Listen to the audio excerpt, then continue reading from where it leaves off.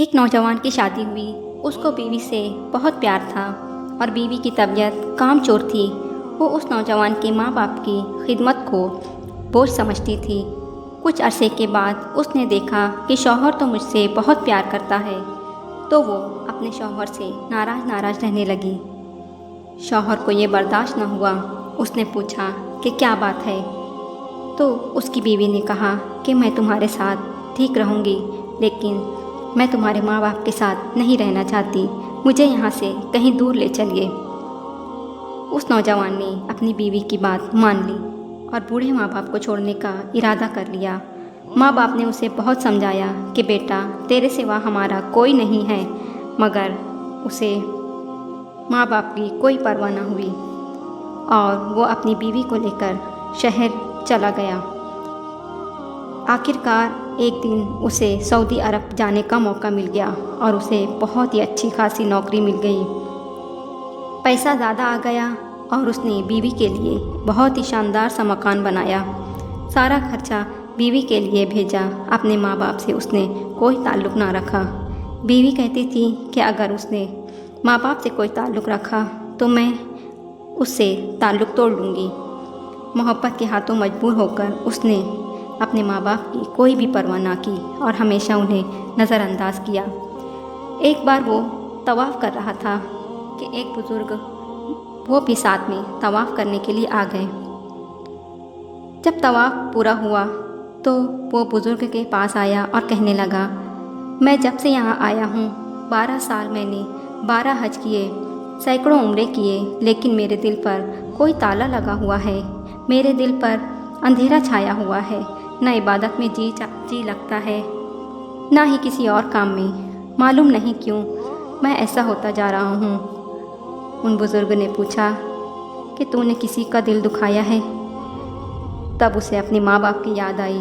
कहने लगा, हाँ, मैं बूढ़े माँ बाप को छोड़कर यहाँ आया हूँ और मैं समझा कि मेरे हज और उम्रा से मेरे सारे गुनाह धुल जाएंगे।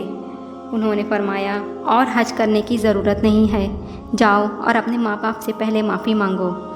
चुनांचे उसने फ़ौरन से टिकट बनवाकर अपने मुल्क चला गया। अपने माँ बाप के गांव में आया।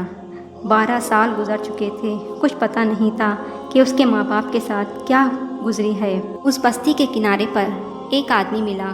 उसने डरते डरते माँ बाप के बारे में पूछा। उसने उसको ना पहचाना और ये बताया कि उनका एक जवान बेटा था जो उनको छोड़कर बीवी के लिए चला गया। वो मियाँ बीवी बूढ़े थे। बहुत ही तंगी ज़िंदगी गुजारी उन्होंने। आखिरकार एक वक्त आया कि शौहर भी फौत हो गया। अब बेचारी माँ घर में अकेली रह गई। पड़ोसियों ने तरस खाकर उन्हें खाने के लिए रोटी भेज दी। ना भेजी तो उसने अल्लाह का शुक्र अदा कर लिया, सब्र कर लिया। फिर उस औरत को फालिज हो गया। अब सुना है कि चंद दिनों से उसकी आंखों की बीनाई चली गई है। बुढ़ापे की वजह से अंधी हो चुकी है। फालिज का शिकार है, लेकिन पता नहीं कोई बात है कि अक्सर दुआएं मांगती रहती है और किसी को याद करती रहती है। वो अपने घर में गया। दरवाज़ा खोलकर देखा, माँ बिस्तर पर लेटी हुई थी। हड्डियों का ढांचा बन चुकी थी।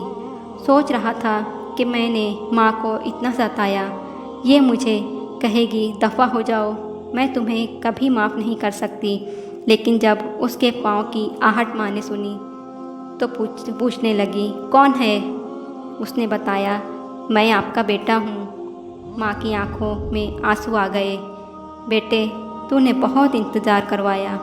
मैं इस घर में अकेली मुसीबतों की मारी लेटी हूँ। दिल की आखिरी तमन्ना थी कि तू आ जाता, मैं तेरी शक्ल देख लेती, तेरी आवाज़ सुन लेती। बेटा, तेरा चेहरा कहाँ है? तुझे हाथ लगाने को जी चाह रहा है। बेटा, करीब आओ, मेरे सीने से लग जाओ।